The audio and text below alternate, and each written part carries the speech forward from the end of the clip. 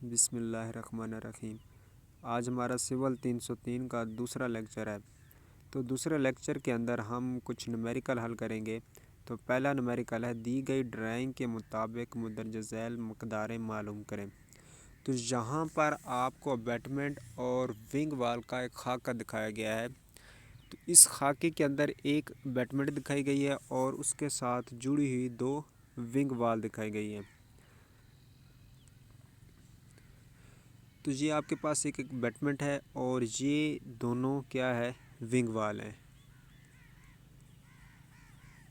तो हमने क्या करना है, इन दोनों की मुंदरजा झैल जो उसने क्वेश्चन के अंदर दी हुई हैं चीज़ें, वो हमने मालूम करनी है। एक है मट्टी का काम, दूसरा कंक्रीट का काम और तीसरा है ईंटों की चुनाई का काम। तो सबसे पहले हम क्या करेंगे, मट्टी का काम, कि हमने अबैटमेंट और विंग वाल के लिए टोटल कितनी खुदाई करनी है। तो ये चीज़ें जानने के लिए हमें पता है कि जो खुदाई होती है उसका हमें वॉल्यूम चाहिए होता है। तो वॉल्यूम मालूम करने के लिए हमें अबैटमेंट की लंबाई, चौड़ाई और कितनी हमने ग्राउंड लेवल से नीचे खुदाई करनी है उसका हमें पता होना चाहिए। तो सबसे पहले अर्थ वर्क हम स्टार्ट करते हैं। तो अर्थ वर्क में क्या होगा, सबसे पहले अबैटमेंट। तो अबैटमेंट की लंबाई उसने दी हुई है 20 फीट यहाँ पे। तो ये क्या है, दोनों विंग वाल का दरमियानी फासला है। लेकिन आपकी जो अबैटमेंट है वो यहाँ से लेकर यहाँ तक है। तो ये हमने मालूम करना है कि ये कितनी लंबाई है। तो दरमियानी फासला कितना है, 20 फीट और 2 फीट विंग वाल की थिकनेस है। तो क्या हो जाएगा, 20 और 2 फीट राइट साइड पे और 2 फीट लेफ़्ट साइड पे है। तो ये 24 हो जाएगा। और इसके साथ साथ देखें कि ये जो एक स्टेप किसका बना हुआ है, आपकी ईंटों की चुनाई का और दूसरा स्टेप है कंक्रीट का। तो ये जो स्टेप्स हैं इनके जो फैलाव है वो है जी 6 इंच। तो कितना हो जाएगा, एक साइड पे भी 1 फीट हो जाएगा, दूसरी साइड पे भी 1 फीट हो जाएगा। तो 24 में एक एक फीट जमा करेंगे, यानी राइट साइड वाला 1 फीट और लेफ़्ट साइड वाला। तो यहाँ पर आपके पास कुल लंबाई हो जाएगी 26 फीट।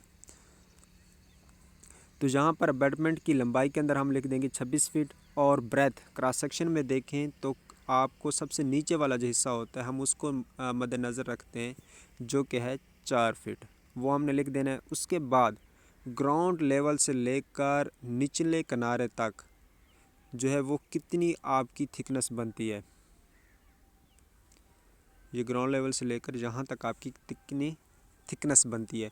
तो यहाँ पर देखिए कंक्रीट का जो स्टेप है वो 2 फीट उसकी थिकनेस है। उसके बाद 3 फीट जो है ईंटों की चुनाई का है वो है 2 फीट।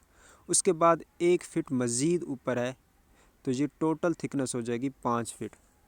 तो अबैटमेंट की आप देखें लंबाई 26, ब्रेथ 4 फीट और हाइट यानी थिकनेस 5 फीट।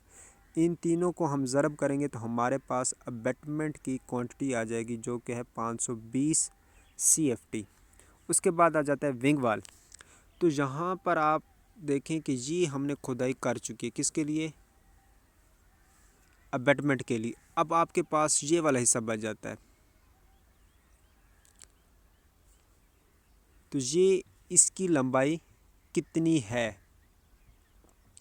तो यहाँ पर देखें आपके पास 1 फीट इधर आ गया है और 1 फीट इधर आ गया है, यानी 1 फीट इधर यहाँ से माइनस हो रहा है 6 में और 1 फीट इधर इजाफा हो रहा है। तो ये क्या है, जो दी हुई लंबाई है उसमें कोई फ़र्क नहीं आएगा। तो लंबाई क्या होगी अबैटमेंट की, 6 फीट। इसके बाद चौड़ाई आपको दी गई है क्रॉस सेक्शन के अंदर 4 फीट और थिकनेस इसकी अबैटमेंट के बराबर ही होगी 5 फीट। तो अबैटमेंट की तादाद 1 थी तो हमने नंबर में 1 लिखा था, जबकि विंग वाल की तादाद क्या है, 2, तो हम इसमें क्या लिखेंगे, 2। अब इसकी क्वांटिटी क्या आई है, 240। दोनों को जमा कर देंगे तो हमारी अर्थ वर्क की टोटल क्वांटिटी आ जाएगी 760 CFT। नंबर 2 हमारे पास क्या है, कंक्रीट वर्क। तो कंक्रीट वर्क अबैटमेंट और विंग वाल का जो सबसे पहला जो स्टेप होता है, एक्सकेवेशन करने के बाद हम कंक्रीट की तह बिछाते हैं।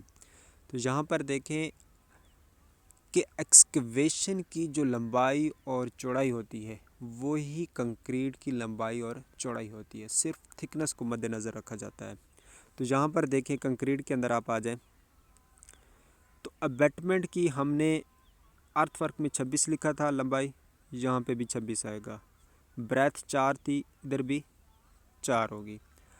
अब इसकी थिकनेस कितनी है? कंक्रीट की थिकनेस है 2 फीट, तो यहाँ पर हम 2 फीट लिख देंगे। तो इन तीनों को ज़र्ब करेंगे तो हमारे पास क्या आ जाएगा? 208 CFT। उसके बाद विंग वाल है, तो विंग वाल की तादाद कितनी है? 2। इसकी लंबाई कितनी है? 6 फीट, चौड़ाई 4 फीट और हाइट क्या है? 2 फीट। इन दोनों को तीनों को ज़रब करेंगे तो हमारे पास एक विंग वाल की मकदार आ जाएगी। फिर 2 के साथ ज़रब करेंगे तो हमारे पास दोनों विंग वाल की कंक्रीट आ जाएगी, जो कि बनती है 96 CFT। तो टोटल हमारे पास कंक्रीट क्या बनेगी? अबैटमेंट और विंग वाल की, तो दोनों को जमा कर देंगे 208 और 96 को, तो ये बनती है 304 CFT। उसके बाद हमारा तीसरा है ब्रिक वर्क।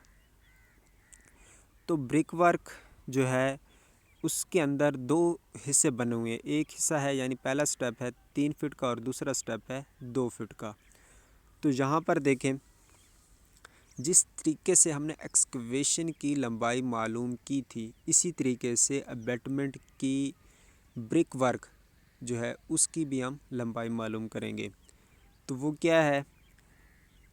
20 है, 20 के बाद 2 फीट विंग वाल, उसी तरीके से जमा करेंगे और उसके बाद एक 6 इंच इधर है और 6 इंच इधर है। तो पहले स्टेप के अंदर क्या हो जाएगा? 25 हो जाएगा। 24 और 1 6 इंच राइट साइड पे और 6 इंच लेफ़्ट साइड पे, 24 और 1 फीट क्या हो जाएगा? 25 हो जाएगा। इस स्टेप की